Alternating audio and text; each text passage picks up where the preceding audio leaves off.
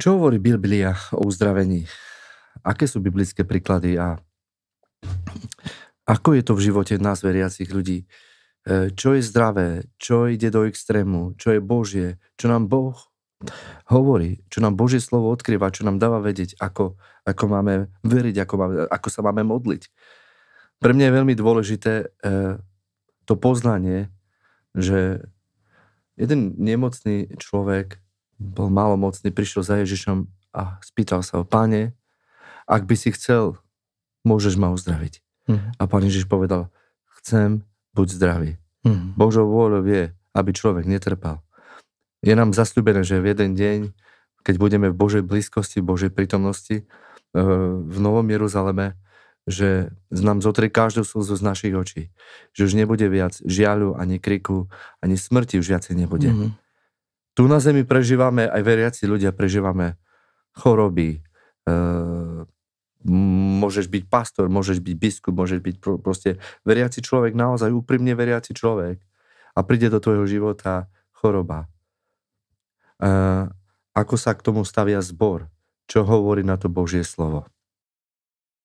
V podstate veriaci by mal veriť, že Boh je stále ten istý včera, dnes a na veky.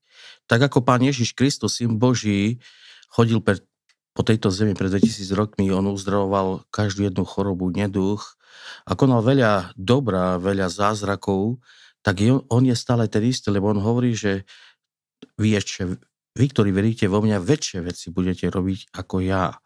Takže my veríme v plné evanjelium, veríme, že Ježiš chce, aby sme boli zdraví, že on nie je pôvodcom choroby, on nemá ani Boh záľubu v tom, aby ľudia trpili v všelijakých bolestiach, takže moje presvedčenie, moja viera je, že Boh chce, aby sme boli zdraví, Boh uzdravuje aj teraz, lebo on je reálny.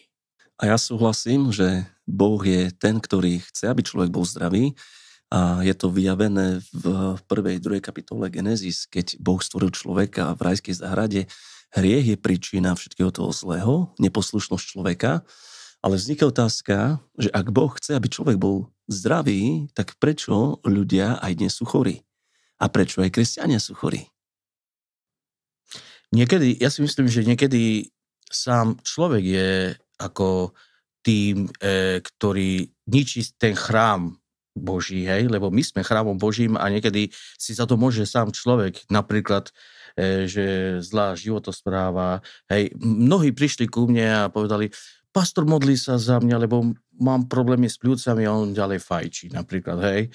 Ale ja mu stále poviem: ja sa budem modliť za teba, ale ja nečarujem. Keď ty niečo neurobíš, pretože prestaneš fajčiť, ako ti bude lepšie? Ty musíš stáť o to, musíš jednoducho pracovať na tom, aby si jednoducho zmenil svoj životosprávu, svoje návyky, aby si bol oslobodený. Takže niekedy aj samotní ľudia si môžu za to, že sú chorí, a niekedy je to aj príčina hriechu, že kvôli hriechu prichádza nejaká choroba, hej?